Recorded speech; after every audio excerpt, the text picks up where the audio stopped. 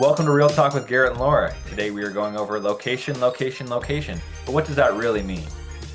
We will discuss why it is so important, and we will discuss both the good and the bad. That's right. All right, let's get into it.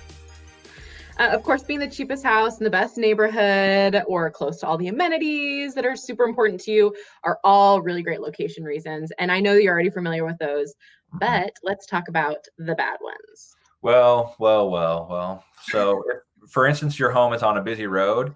There's really nothing that you can do to upgrade the house that's going to change that road noise. So you're always going to be one of the lower priced or lower valued homes compared to something a couple blocks away that's in a quieter, nicer neighborhood. So those are just things that are out of your control, regardless of whatever you do that you can't change. And then the same thing too, like what about if it's built on a hillside? Yeah, there's nothing you can do about that hillside. And hillside homes are super common in Seattle, and really all over the country, unless you're in a super flat area like the Midwest. And you just have to be mindful, especially in the Northwest, of water, like water coming downhill towards your house, potential foundation issues, et cetera, et cetera. And I had a listing last year that was on a steep hill with a creek below the house, and we were under contract with a conventional loan buyer until the bank appraiser came out and said they wouldn't approve it they wouldn't approve the loan without it having landslide insurance, and then the buyer backed out for that reason. So that deal fell apart, and we got a cash buyer at a much lower price. And then they had to build out the foundation and then to reinforce the hillside there. That's such a bummer. I actually had a situation this year as well, but on the buy side, we were looking at new construction over along the Sound, and it was on a super steep hillside. And because it was new construction, they'd done their due diligence. The house was solid, but the hillside was so close to the house and very steep and filled with blackberries. So we were talking about how much it would cost to add some terracing. We got the geo report. We sent it to some, landscapers. Basically heard from experts, do not buy this house because you need that vegetation to hold the land. I don't know if you've read Where'd You Go, Bernadette? It's a very dramatic story of when a landslide, goes into someone else's house. It's a Seattle book. You should check it out. Really good holiday read, I guess. But we learned like this is risky. It's risky to be on this super steep hillside, and that would carry through not just on the buy side, but when you try to sell it too, someone else is going to have to consider that steep hill.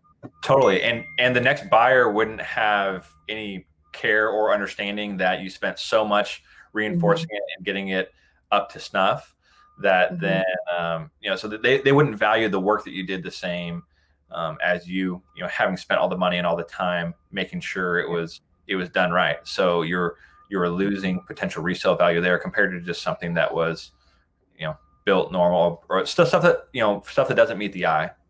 Yeah. I mean, you spend money on upgrades just to stabilize the land next to your house. I mean, that's not the kind of upgrade that somebody notices when they're buying a house. So sadly. So now going to positive things about location. Yeah, there are good things too. What are your favorite things about the location of your Hillman City house and your Kirkland house?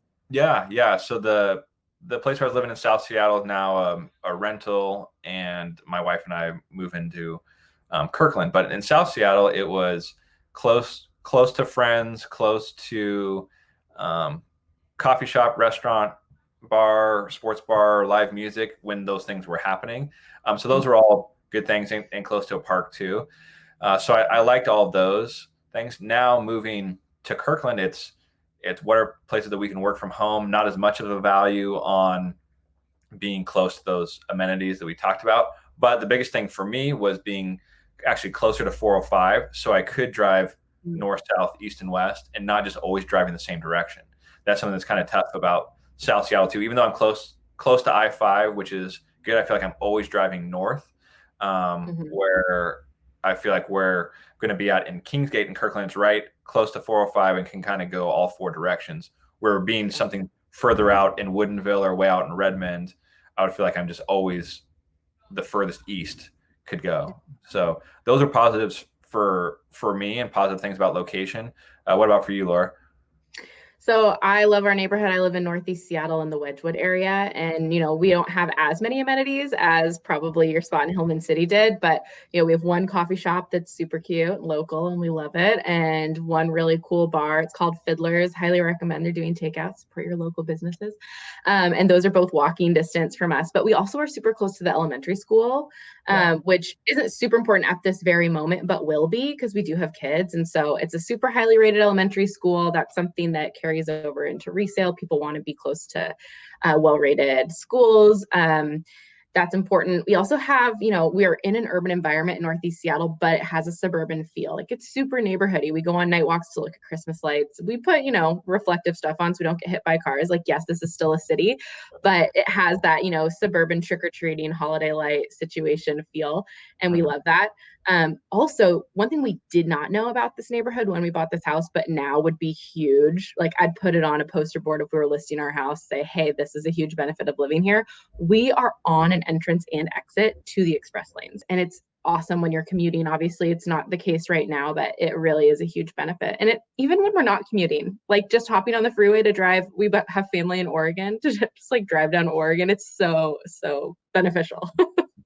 And these are things that are important for us on the positive side, that have been good for our properties and things, but there are also things that we'll point out, good, bad, and ugly, all the way around, because when you're looking on Zillow or Redfin, you may not notice, okay, well, where does this really sit? And yeah, you see it on Google Maps, but as we're going along and helping you on your home buying journey, we'll help point that out. Or, when you're going to sell your house, of course, you know the neighborhood you like and you know what you can say, but we can help attract that. So these are all things that you don't necessarily see just from looking at Bed Bath square footage price, but as we're looking for homes, we'll help point out how close are you to these different things and everything like that.